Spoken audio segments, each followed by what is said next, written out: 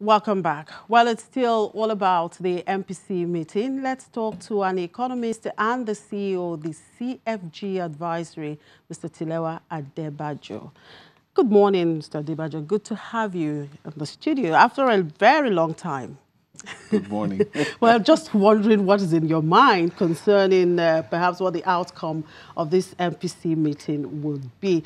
Now, it's the first meeting of the year. How would you assess policy making in the last months? And would you say policy decisions have actually achieved its desired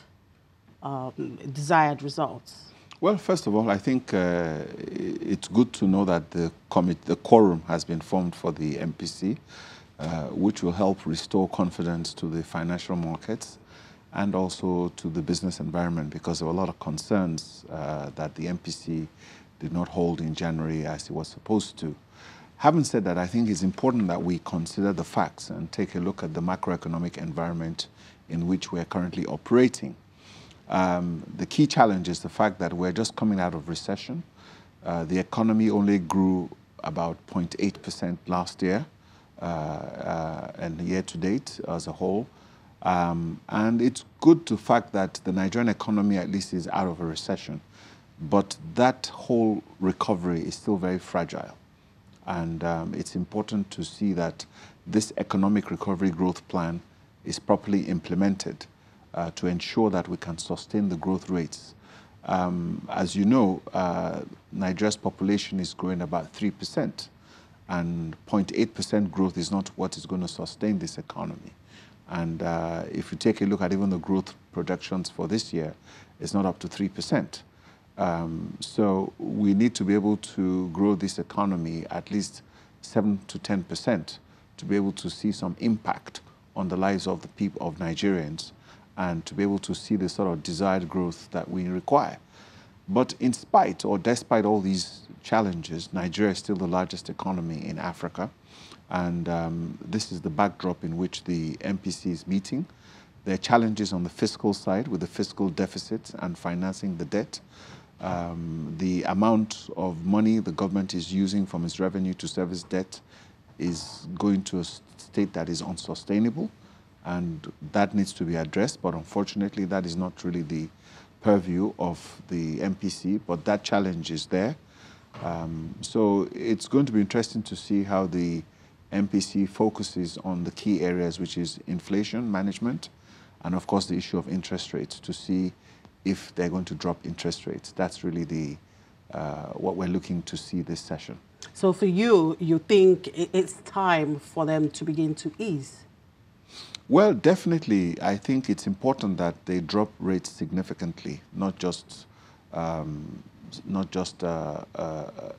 token drop of rates. And I'll tell you why. Most of the developed economies that are going through their own problems with recessions, their interest rates are like 2%, 3%.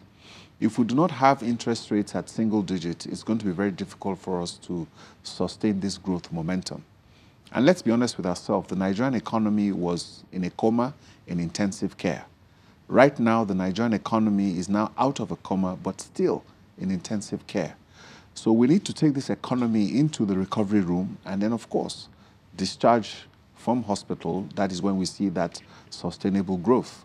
So if you're looking at a growth target of less than 3%, which is the same as the population growth this year, you need to create that stimulus.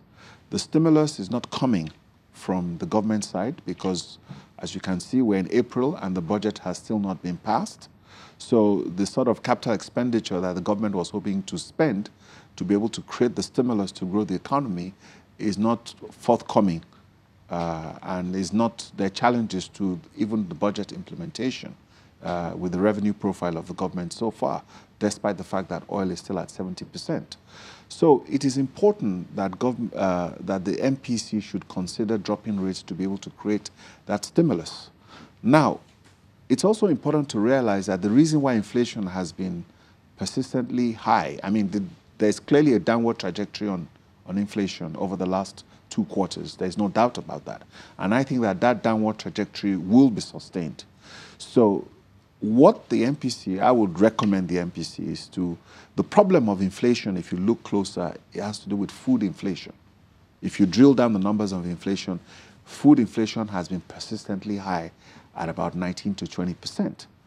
And it's not, there's a reason for that.